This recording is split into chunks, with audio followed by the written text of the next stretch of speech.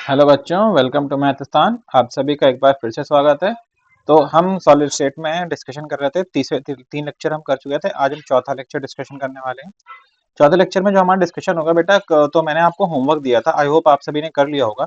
जिन्होंने कर लिया है और उनके आंसर सही आए हैं वो बेटा आगे बढ़ सकते हैं, वीडियो को स्किप कर सकते हैं। अगर आपने नहीं किया है, जो कि मुझे उम्मीद है 90% बच्चों ने नहीं ही किया होगा, ठीक है, या जिनका गलत हो गया, तो सोल्यूशन देखें उसके बाद आगे बढ़े, ठीक है। तो हम दो डिस्कशन कर चुके थे, कौन कौन सा, सिंपल क्यूबिक सेल और बॉडी सेंटर्ड। अब हमें दो बचे थे, फेस सेंटर्ड और एंड सेंटर्ड। तो मैं तीसरा डिस्कशन करने जा रहा हूं आपके साथ। Third one will be the face centred. Okay. So या I am going to discuss the third one, that is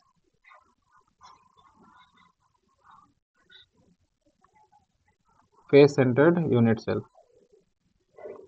that is FCC. ठीक है। तो फेस सेंटर्ड में क्या होता है, पहले तो मैं डायग्राम बना लूं, है ना, फटाफट। तो डायग्राम कॉपी कर लेता हूं मैं यहाँ से। Okay, so duplicate, why this hassle?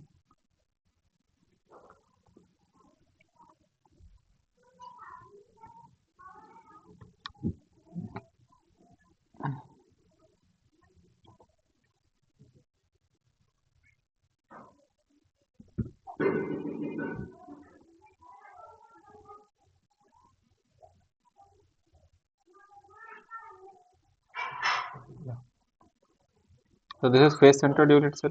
Face centred unit cell में टोटल नंबर ऑफ एटम्स कितने प्रेजेंट है बेटा? तो अगर मैं बात करूं total number of atoms with location, total number of atoms, तो कितने बेटा? 8 तो कहाँ पे प्रेजेंट है?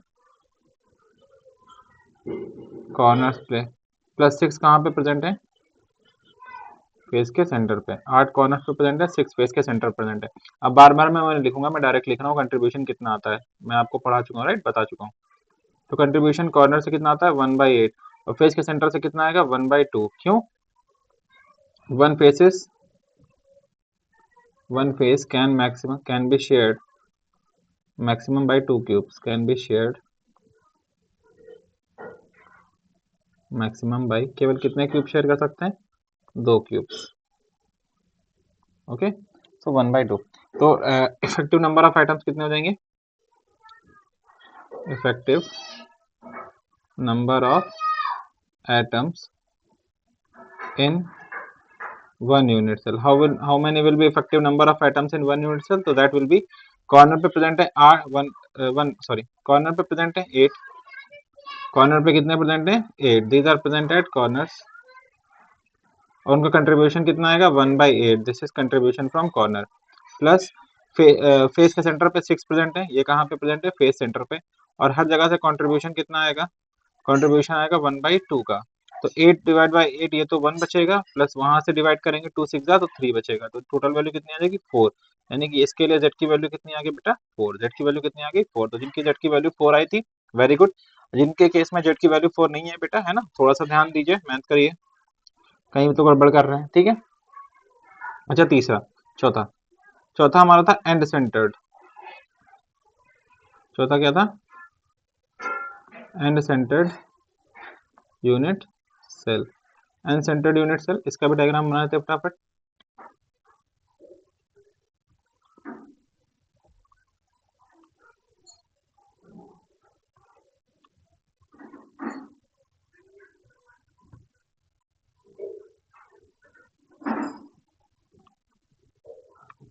तो this is the end centred unit cell.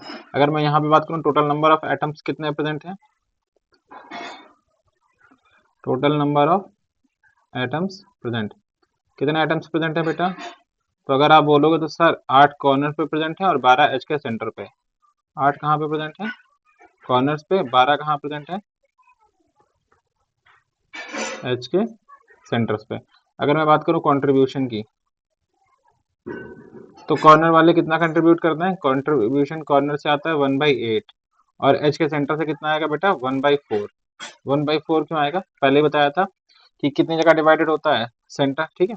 H can be shared by, H can be shared by maximum of, H can be shared by maximum of 4 cubes, maximum of 4 cubes, 4 cube share कर सकते हैं इसलिए 1/4, ठीक है। तो effective number of atom कितने हो जाएंगे, इफेक्टिव नंबर ऑफ एटम्स, तो ये कितने हो जाएंगे, 8 कॉर्नर पे हैं, 8 आर एट द कॉर्नर्स, और यहाँ से कंट्रीब्यूशन आएगा 1/8 प्लस 12 कहाँ पे है, 12 है एच सेंटर्स पे, 12 कहाँ है एच सेंटर्स पे, और यहाँ कंट्रीब्यूशन आएगा 1/4, तो यहाँ हो जाएगा 8 और यहाँ हो जाएगा 1/4 कंट्रीब्यूशन आएगा, तो सॉरी यहाँ पे 1 आएगा, है ना, 8 से डिवाइड होगा, तो यहाँ पे कितना आ जाएगा 1 और यहाँ पे कितना आ जाएगा 3, 1 और 3, तो दैट विल गिव यू 4, तो z की वैल्यू इस केस में भी कितनी आएगी 4, तो z की वैल्यू कितनी आ रही है बेटा, z की वैल्यू 4 आ रही। तो ये 4 टाइप के हैं, चारों टाइप के हमने आपस में डिस्कस कर लिया कि एक्चुअल नंबर ऑफ एटम्स या इफेक्टिव नंबर ऑफ एटम कितने प्रेजेंट रहे होंगे, ठीक है। तो अगर मुझे इसको टेबल फॉर्म में करना हो तो मैं दोनों चीजों के लिए टेबल बना दे रहा हूँ, ठीक है। So we are drawing 2 tables, दोनों में ओवरऑल समरी लिख लेते हैं। यहाँ पे बेटा लिखूंगा मैं कि टाइप्स ऑफ लैटिस पॉइंट, कैसे कैसे लैटिस पॉइंट्स होते हैं, टाइप्स ऑफ लैटिस पॉइंट्स, और इस साइड हम लिखेंगे बेटा कंट्रीब्यूशन टू 1 यूनिट सेल, एक यूनिट सेल में वो कितना कंट्रीब्यूट करते हैं, ठीक है। तो दिस इज समरी, आपको सिर्फ यही याद करने के जानी समरी, ठीक है। ये समरी में ये क्या कहाँ से आया ये नहीं समझ आ रहा, तो उसके लिए ऊपर लिखा हुआ है कंट्रीब्यूशन टू 1 यूनिट सेल। तो अगर मैं टाइप्स ऑफ लैटिस पॉइंट की बात करता हूँ तो 4 टाइप के लैटिस पॉइंट होते हैं। सबसे पहला होता है कॉर्नर, दूसरा होता है एज, तीसरा होता है बेटा बॉडी सेंटर, और चौथा होता है फेज सेंटर, चौथा होता है बॉडी सेंटर, और चौथा होगा हमारा फेज सेंटर, ठीक है। कॉर्नर की बात करें तो कॉर्नर से कंट्रीब्यूशन कितना जाएगा, कॉर्नर से कंट्रीब्यूशन जाएगा 1/8, एच से कंट्रीब्यूशन जाता है 1/4, बॉडी सेंटर से पूरा का पूरा एक कंट्रीब्यूशन जाता है, और फेस सेंटर से 1/2, फेस सेंटर से कंट्रीब्यूशन जाता है 1/2, ठीक है। तो ये जो सारा पड़ा था उसका सारा ही, ओके। उसके बाद अगर मैं आगे अगली टेबल की बात करूं जो हमने डिस्कशन किया था, तो यहाँ पे सबसे पहले हम लिखेंगे type of unit cell, type of unit cell. Second thing जो हम लिखेंगे लैटिस पॉइंट एट कॉर्नर्स पे कितने प्रेजेंट होंगे, जो कि प्रिमिटिव होता है, lattice point at corner, lattice point at corner, यहाँ पे हम लिखेंगे lattice point at body centre, यहाँ पे हम लिखेंगे lattice point at face centre,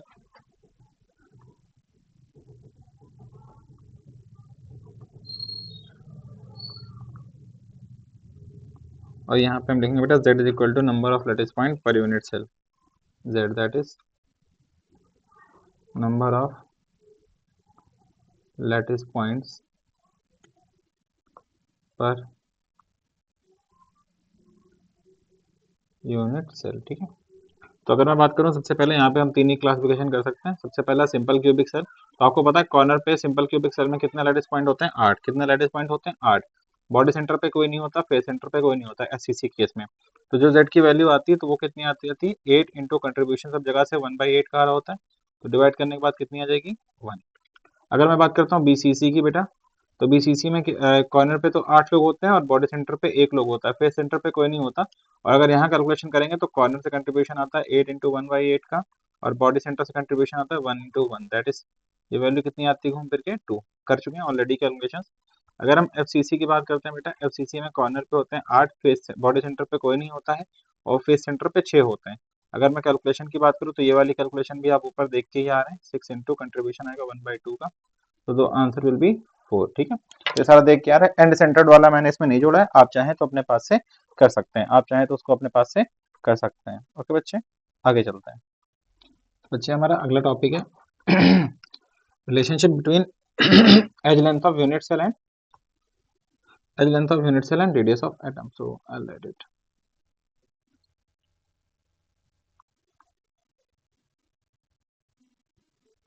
relationship between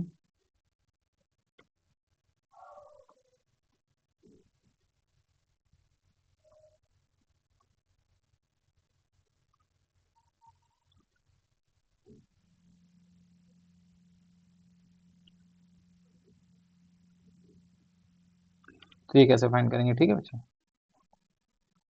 so we are going to find the relationship between these two, okay, कि क्या between edge length of unit cell and radius of atom. तो अब देखो, this simple cubic unit cell, this also simple cubic unit cell, केवल front face बनाया हुआ है, ठीक है। So these blue dots, these are lattice point. ये क्या है बेटा, लैटिस पॉइंट्स। और ये जो बड़े बड़े बनाए ये क्या है बेटा, these are atoms present at those lattice point, present at those lattice point. क्योंकि मैं सारे नहीं बना सकता तो मैंने थोड़े से बनाए, ठीक है। तो अगर कोई सिंपल क्यूबिक अरेंजमेंट कर रहा है, इसका मतलब उसके एटम्स इसी तरीके से अरेंज होंगे लैटिस पॉइंट के अलोंग। तो अगर मैं एटम को देखूं, सो दिस इज एटम का सेंटर, ठीक है। यहाँ से यहाँ तक की डिस्टेंस बेटा, that is its radius r. यहाँ से यहाँ तक की डिस्टेंस भी क्या होगी, उसकी रेडियस आर। सिमिलरली ये डिस्टेंस भी क्या होगी बेटा, रेडियस आर। ये डिस्टेंस भी क्या होगी, रेडियस आर, ठीक है। और मैं इस एज को पकड़ के चल रहा हूँ, ठीक है। इस एज में यहाँ से यहाँ तक की डिस्टेंस हमको पता है ए, जो कि क्यूब साइड की क्यूब होती है, दैट इज एज लेंथ, ठीक है। तो हमको पता है edge length of the cube कितनी है, एज लेंथ कितनी है बेटा, ए। एज लेंथ कितनी है, ए। और this a is equal to, ये ए किसके बराबर है, 2r। एंड इन एससीसी में क्या है, सिंपल क्यूबिक यूनिट सेल में a is equal to 2r, where r is the radius of atom, r is the radius of atom, so this is the relation between them, radius of atom। तो relation क्या हो जाएगा बेटा, relation will be a is equal to 2r, this is the relation between edge length and radius of atom, जो हम निकाल लेते हैं in one unit cell of simple cubic lattice। ऐसे बेटा, now this is BCC, this is BCC, body centered, okay। Similar arrangement I will make, this is body centered। body centered में कैसे दिखाना पड़ेगा, बॉडी सेंटर्ड का पहले lattice point देखिए कैसे आते हैं। अगर मैं बॉडी सेंटर्ड के लैटिस पॉइंट की बात करूंगा तो 1 2 3 4 कॉर्नर्स पे तो होते ही होते हैं, जो कि हम सभी ने देखे थे। कॉर्नर्स के अलावा एक कहाँ होता है, बॉडी सेंटर पे। इन्हीं लैटिस पॉइंट पे अब हम क्या करेंगे, इन सर्कल्स को ड्रॉ करने की कोशिश करेंगे, ठीक है। इन सर्कल्स को इन्हीं लैटिस पॉइंट पे ड्रॉ करने की कोशिश करेंगे। तो एक सर्कल यहाँ पे आएगा, पहले तो बॉडी सेंटर पे आएगा बिल्कुल, ठीक है। I will try to make one at body centre, one will be exactly at the body centre, ठीक है। बॉडी डायगोनल के अलॉन्ग ये 3 होंगे। उसके बाद the other one, the other one will be somewhere here, ठीक है, कॉर्नर को ऑक्यूपाई करता हुआ थोड़ा सा, या। And the third one, so this will B duplicated, तीसरा यहाँ से कॉर्नर को, ठीक है। और ये तीनों एक दूसरे को टच कर रहे होंगे, तीनों क्या कर रहे होंगे, एक दूसरे को टच कर रहे होंगे, ठीक है। So if I draw a line जो कि यहाँ से यहाँ तक आ रही हो, ठीक है, इन तीनों के सेंटर्स को ड्रॉ कर रही हो। तो ये 3 सेंटर्स हो गए, सेंटर नंबर 1, सॉरी छोटा कर दूँ पहले, हाँ ये 3 सेंटर हो गए, centre number 1, centre number 2 and centre number 3, ठीक है। सेंटर से यहाँ तक की दूरी कितनी हो गई, r, ठीक है। बची r इधर हो जाएगी। ये दूरी कितनी होगी बेटा, r, ये डिस्टेंस भी r, और बची हुई ये डिस्टेंस भी क्या हो जाएगी, r, radius of the atom. और ये पूरी लेंथ कितनी होती है, ये जो पूरी बॉडी डायगोनल है, बॉडी सेंटर पे क्या डाली है, a और b, let's suppose this is ab। तो ab इज द, ab क्या है बेटा, बॉडी डायगोनल, ठीक है, बॉडी डायगोनल्स, डायगोनल। तो बॉडी सेंटर में होता क्या है, इन बॉडी सेंटर की arrangement, in body centre, okay. तो इन बॉडी सेंटर अरेंजमेंट क्या होता है, बॉडी सेंटर अरेंजमेंट में, in body centre arrangement atoms touches each other, atoms touches each other along the body diagonal। कहाँ पे touch करते हैं एक दूसरे को, along the body diagonal। तो एटम एक दूसरे को कहाँ टच कर रहा है बेटा, बॉडी डायगोनल पे। एटम एक दूसरे को बॉडी डायगोनल पे टच कर रहे हैं, तो मैं बोल सकता हूँ, है ना। तो दैट इज, एटम एक दूसरे को बॉडी डायगोनल पे टच कर रहे हैं, और लेंथ ऑफ बॉडी डायगोनल क्या होती है, लेंथ ऑफ बॉडी डायगोनल। ये मैंने आपको जब शुरुआत उधर वाले लेक्चर था उसी में समझाया था कि इंपॉर्टेंट टॉपिक होगा, under root 3a, under root 3a। यहाँ पे ए क्या है, A is the side of the cube, A is the side of the cube या एज ऑफ द क्यूब। और हमको पता है कि ये लेंथ पूरी करने में कितने एटम्स लग रहे हैं, ठीक है। तो under root 3a is equal to, अगर मैं बोलूं तो एक आर उस वाले एटम का है जो कॉर्नर पे है, आर कहाँ से आ रहा है, फ्रॉम कॉर्नर पे, प्लस दो रेडियस कौन से एटम की हैं, जो बेटा सेंटर पे आ रहा है, ये इंक्लूड हो रही है, प्लस एक रेडियस इस वाले कॉर्नर वाले की इंक्लूड हो रही है। तो root 3a is equal to कितना हो जा रहा है, 4r। आर क्या है, रेडियस ऑफ एटम, आर क्या है यहाँ पे, रेडियस ऑफ एटम्स, ठीक है। तो जो आर की वैल्यू हो जाएगी वो क्या हो जाएगी, तो ये r will be equal to root 3/4a, this will be the relation, r is equal to root 3/4a, okay, so this will be the relation। I hope यहाँ तक समझ आता होगा, ठीक है। अब बॉडी सेंटर हो गया, ऐसे किसका करेंगे बेटा, फेस सेंटर का। चलो फेस सेंटर का करते हैं। So let us talk about face centred. तो बॉडी सेंटर पे कहाँ एटम्स एक दूसरे को टच करते हैं, बॉडी डायगोनल में। फेस सेंटर में कहाँ पे टच करेंगे, फेस डायगोनल पे। So atoms will touch each other, atoms will touch each other along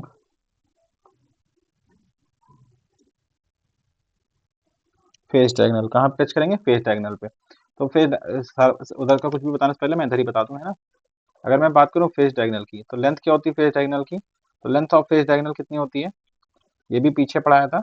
length of face diagonal कितनी होती है बेटा, हमने पढ़ा है अंडर रूट 2a, कितनी होती है, अंडर रूट 2a, ठीक है। तो एटम्स टच करेंगे तो बनाते हैं इनको फटाफट,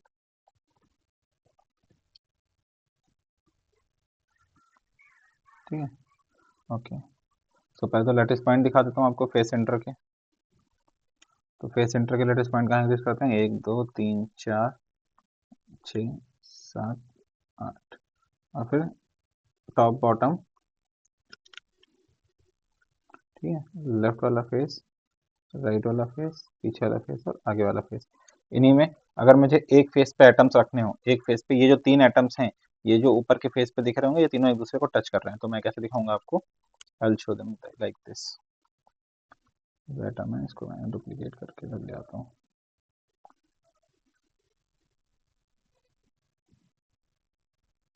ठीक है, एक ही एटम,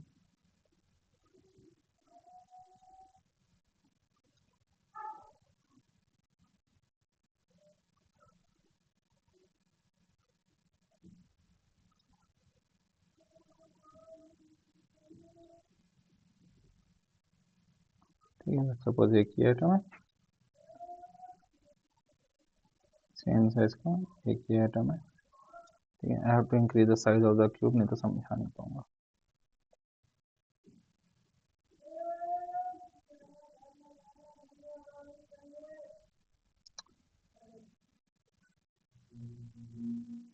नहीं ऐसा नहीं बनेगा, जितना था उतना ही देता, ठीक है। इसी को समझाने को, अच्छा इस फेस पे समझा देता हूँ, ये पहले फेस पे, ठीक है, ये फेस के इस साइड पे, और इसी का डुप्लीकेट यहाँ पे।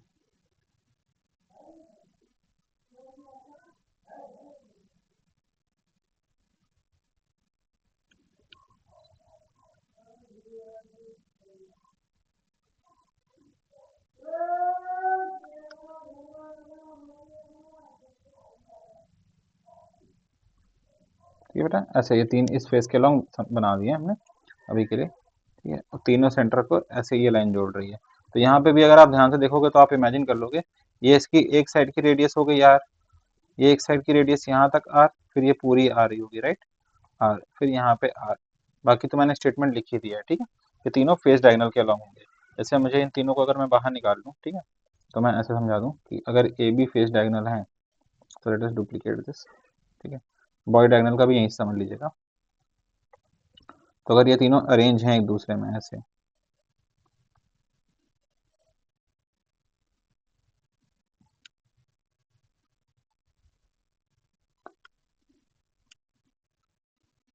ठीक है, तीनों एक दूसरे में रेंज है, और ये लेंथ है फेस डायगोनल की यहाँ से यहाँ तक, this is the length of face diagonal, this is let suppose point A, this is point B.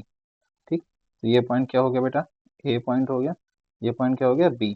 तो अब आप देखो ए से बी तक अगर मुझे रेडियस निकालनी हो, तो एक तो रेडियस ये मिलेगी, एक रेडियस यहाँ तक मिलेगी, फिर एक रेडियस यहाँ तक मिलेगी, और एक रेडियस ये मिलेगी। और मुझे पता है ए बी क्या है, ए बी एक फेस डायगोनल है, ए बी क्या है, फेस डायगोनल। और फेस डायगोनल की लेंथ कितनी होती है, फेस डायगोनल की लेंथ होती है अंडर रूट टू ए, यानी कि यहाँ से यहाँ तक की जो पूरी लेंथ है that is under root two A. तो क्या मैं बोल सकता हूँ यहाँ से कि under root two A that will be equal to 4r, चारों बार जुड़ जाएंगे, ए एज लेंथ है, ठीक है, A is the side of the cube. तो मैं बोल सकता हूँ root two is equal to 4r, तो R will be equal to root two upon 4a, और इसको थोड़ा सिंप्लीफाई करेंगे तो हो जाएगा 1 upon 2 root two a, so r will be equal to 1 upon 2 root two a। These are the relation, ये तीन रिलेशन हो गए, आई होप आपको समझ आते होंगे, ठीक है। तो अगर मैं तीनों रिलेशन को सम अप करूँ एक टेबल में, ठीक है, now these are not needed any more, इसको हटा देते हैं, ठीक है। तो अगर मुझे एक टेबल में इनको सम अप करना हो तो मैं कैसे सम अप करूँगा, तो अगर मुझे बाकी चीज़ों की तरह इसको भी समराइज करना हो तो मैं बोलूँगा टाइप ऑफ यूनिट सेल में, अगर मैं बोलूँ सिंपल क्यूबिक यूनिट सेल, तो एटम कहाँ पे टच करते हैं, along edge of the cube, edge of the cube.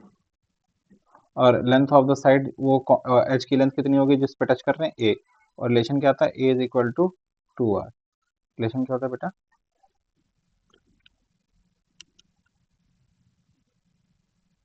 Relation simply A is equal to 2r, और I can say r is equal to a by 2। दूसरा होता है BCC, BCC में कहाँ टच करते हैं, अलोंग बॉडी डायगोनल, कहाँ पे टच करते हैं, बॉडी डायगोनल के अलोंग। और बॉडी डायगोनल की लेंथ कितनी होती है, बॉडी डायगोनल की लेंथ होती है अंडर रूट थ्री ए, और यहाँ पे रिलेशन क्या आता है बेटा, root three A is equal to 4r, और simply r is equal to root three by four A.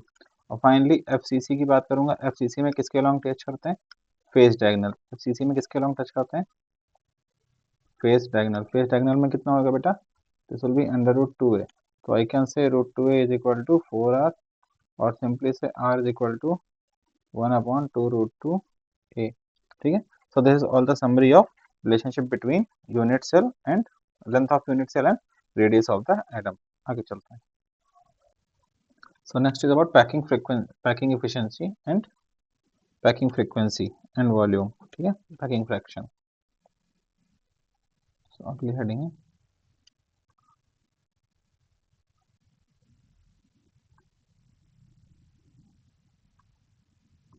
packing fraction of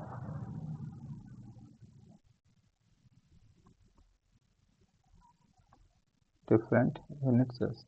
So what is the packing fraction of different unit cells? तो अगर मैं packing fraction की बात करूँ तो पहले तो what is packing fraction?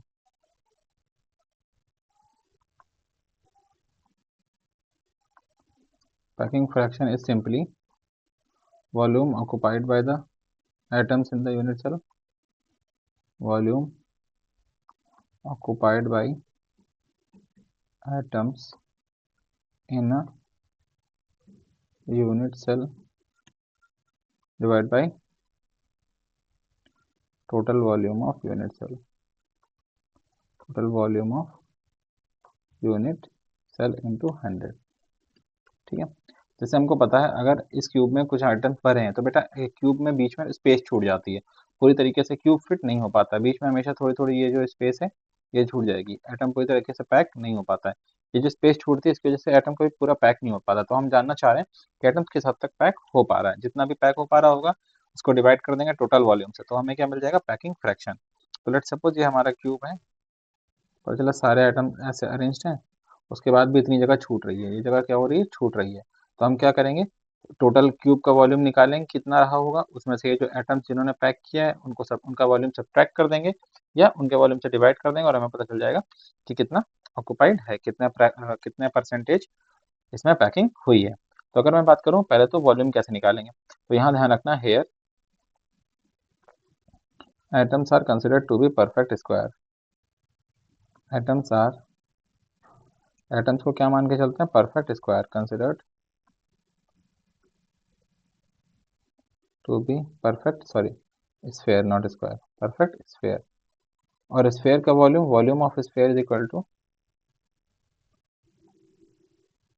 Volume of sphere कितना होता है? दैट इज बेटा 4/3 पाई आर क्यूब. यहाँ पे आर क्या होगा? R will be the radius of atom. और total volume of unit cell कितना चलेगा? Total volume of unit cell that will be volume of cube, that will be equal to volume of cube. और volume of cube कितना होता है बेटा? A cube. ठीक है. तो volume occupied by atoms in a unit cell कितना हो जाएगा? तो volume occupied by atoms in a unit cell will be equal to volume occupied by atoms in a unit cell, that will be equal to Z into volume of one atom. Z into volume of one atom. Z क्यों? क्योंकि Z defines the number of atoms present in one unit cell. Number of atoms present in one unit cell. तो थोड़ा समझ लेंगे, नहीं तो फिर ऊपर से जाएगा. हमें क्या निकालना? हमें निकालना पैकिंग फ्रैक्शन. ठीक है, सिंपल स्टेप बाय स्टेप चलते हैं. हमें क्या निकालना? Packing fraction. पैकिंग फ्रैक्शन कैसे मिलेगा? पैकिंग फ्रैक्शन निकालने के लिए हमें पता होना चाहिए what is the volume occupied by atoms in a unit cell. यानी कि यूनिट सेल में जो एटम्स हैं उन्होंने कितना वॉल्यूम ऑक्युपाई किया है. अब यूनिट से और उसको हम डिवाइड करेंगे किससे? Total volume of unit cell से. उसको किससे डिवाइड करेंगे? Total volume of unit cell और मल्टीप्लाई कर देंगे 100 से, क्योंकि फ्रैक्शन निकालना है, परसेंटेज में आंसर आता है.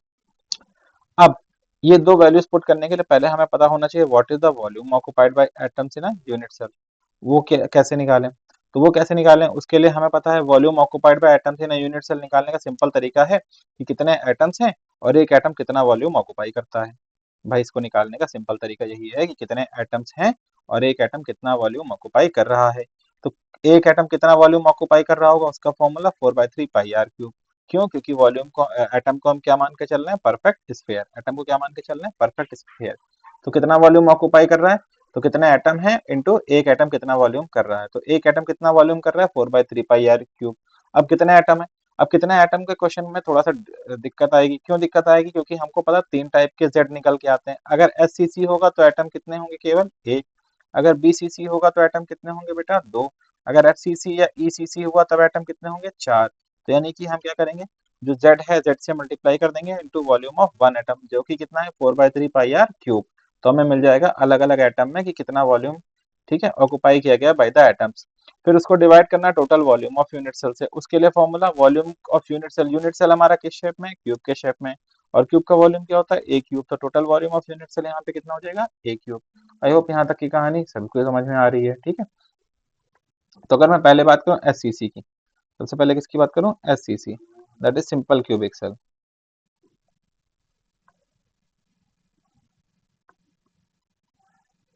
Simple cubic cell. तो simple cubic cell z is equal to कितना होता है? 2. और a और r के बीच का रिलेशन हमको पता है, a is equal to 2r. तो जो पैकिंग फ्रैक्शन होगा, पैकिंग फ्रैक्शन में वैल्यू रखेंगे. Sorry, z is equal to 1 होता है यहाँ पे. ठीक है, z इज इक्वल टू 1. हाँ, तो पैकिंग फ्रैक्शन में वैल्यू रखेंगे तो z यानी कि 1 into volume that is 4/3 pi are cube divide by volume of the cube a cube. A cube, ठीक है. अब ए क्यूब आर क्यूब का कोई रिलेशन नहीं, तो ए और आर का जो रिलेशन है वो यूज करेंगे. तो यहाँ पे हो जाएगा 4/3 pi are cube divide by ए और आर का रिलेशन क्या है? ए की जगह कितना रखेंगे? 2r का क्यूब. तो it will be 4/3 pi are cube. और 2r का क्यूब, 2 का क्यूब होता है बेटा 8 और r का क्यूब होता है r का क्यूब. r क्यूब से r क्यूब कैंसिल हो जाएगा. It will be 4/3 into pi by 8. ठीक है, 4 1 जा 4 और 2 जा 6, तो इट विल इंटू 100. सॉरी, है ना, 100 तो भूल गया मैं, 100 से मल्टीप्लाई. ठीक है। So it will B pi by 6 into 100। इसको सॉल्व करेंगे तो कितना आएगा बेटा, इसको सॉल्व करेंगे तो दिस विल बिकम 52%। कितना आएगा 52%, यानी कि packing efficiency of simple cubic cell is 52%। इसको मैं बोल सकता हूँ ओनली 52% ऑफ available space is available space gets utilized. Available space gets utilized in SCC arrangement. ठीक है। दूसरा अरेंजमेंट होता है बेटा BCC वाला, body cubic cell. Second one is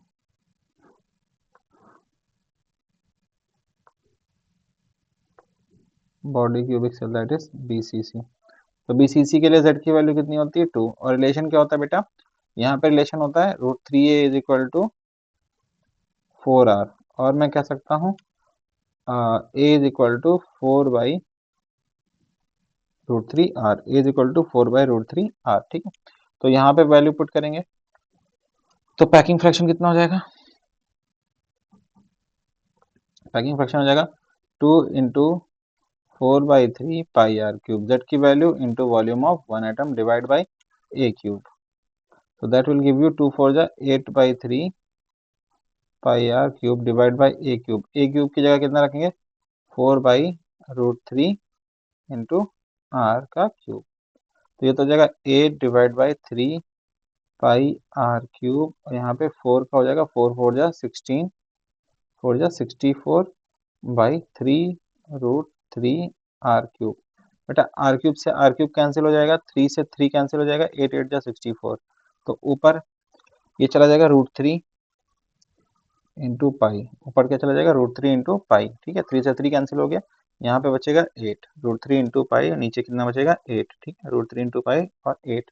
अच्छा, इंटू 100 लगाना मैं फिर से भूल गया है।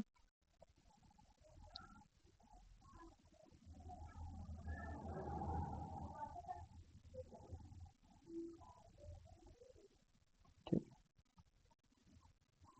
ओके,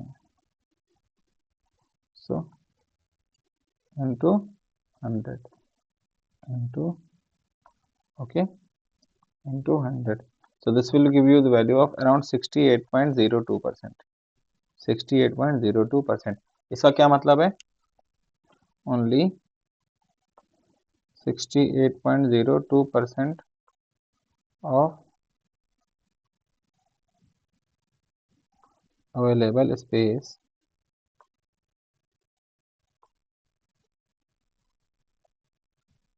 gets utilized in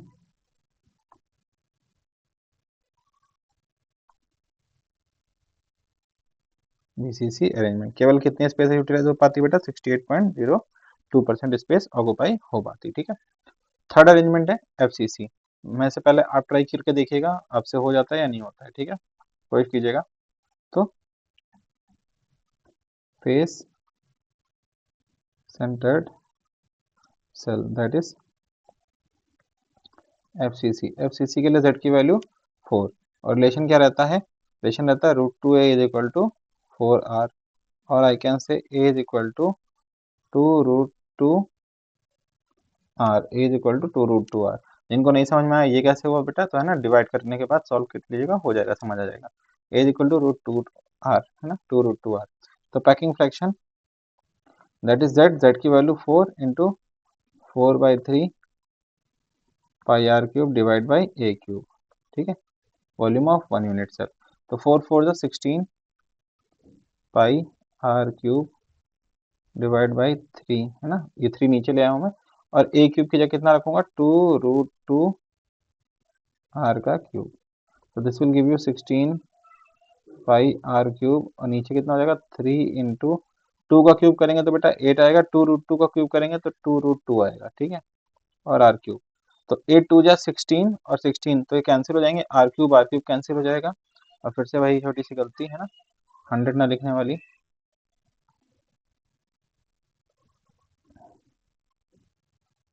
ठीक है, into 100, that will give you into 100, that will give you into 100. तो 16 से 16 कैंसिल हो जाएगा, ठीक है। तो ऊपर बचेगा पाई आर क्यूब, आर भी कैंसिल हो जाएगा, खाली पाई बचेगा।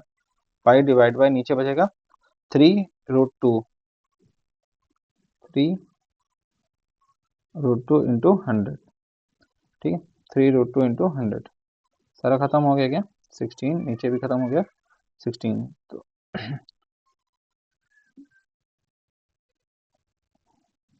give me a second. So when we will calculate this, so we will get 74%. तो हमें कितना मिलेगा बेटा? 74%, okay, 74.05% something. So after calculating this, you will get 74.05%. तो मैं क्या बोल सकता हूँ कि 74.05% of available space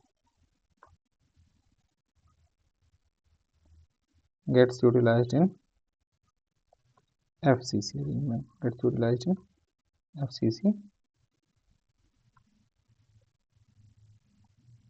I hope यहाँ तक आपको समझ आ रहा होगा। Now there is one more formula I want to introduce you, that is density of unit cell. Okay. The next formula is, so that we could do some numerical density of unit cell. How will we calculate density of unit cells?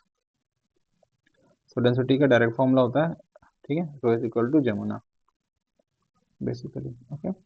So density का direct formula क्या होता है? Rho is equal to, rho is the density, right? Rho is equal to Z into M upon Na into A cube, Na into A cube, that is rho is equal to Jamuna. Okay, right, where Z क्या है? That is the number of atoms present in a unit cell.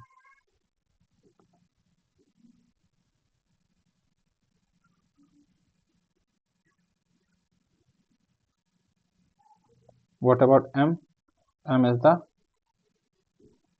molar mass of compound.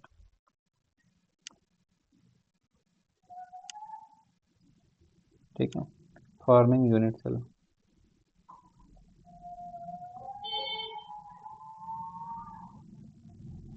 And what about Na? Na is the Avogadro number.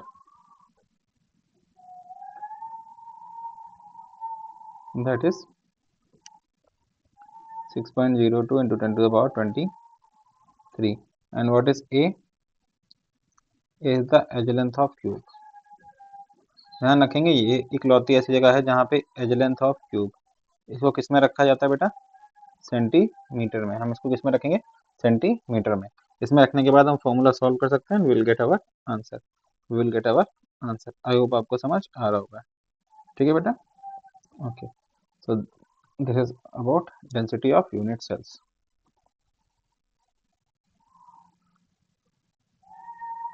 हम direct find कर सकते हैं यहाँ से, okay.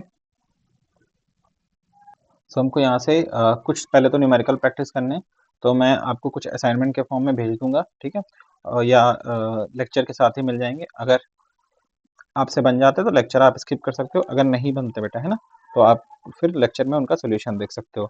और पहले हम न्यूमेरिकल करेंगे, उसके बाद हम उसके आगे का टॉपिक उठाएंगे। तो न्यूमेरिकल और बाकी टॉपिक्स हम अगली क्लास में शुरू करेंगे, उसमें हमने जो अब तक पढ़ा है उस सबकी हमको ज़रूरत पड़ेगी। तो प्लीज़ आप इन सबको रिवाइज करके आएंगे, आपके फिंगर टिप्स पे होना चाहिए, सारा बेसिक है, ठीक है, बिल्कुल जीरो से ही उठाया, कुछ भी कम से हाईफाई नहीं कर दिया। तो जिन बच्चों को बेसिक्स आता था उनके लिए रिवीजन भर का हो जाएगा, नहीं ज़रूरत है पूरा पीडीएफ देखने की, आप सॉरी पूरा लेक्चर देखने की, आप पीडीएफ स्क्रॉल कर सकते हैं। और जिन बच्चों को नहीं आता था बेटा तो वो कंप्लेन नहीं करेंगे, ठीक है, कि बेसिक्स नहीं कराया गया, बेसिक्स आपका पूरा कर दिया गया इसी के साथ। अब यहाँ से कुछ और चीज़ें चलेंगी, हमें अरेंजमेंट देखना है, हमें पैकिंग देखनी है, और फिर धीरे धीरे चीज़ें थोड़ा सा एलिवेट होती रहेंगी, ठीक है। तो मिलते हैं आपसे अगली क्लास में, till then take care, good bye, thank you.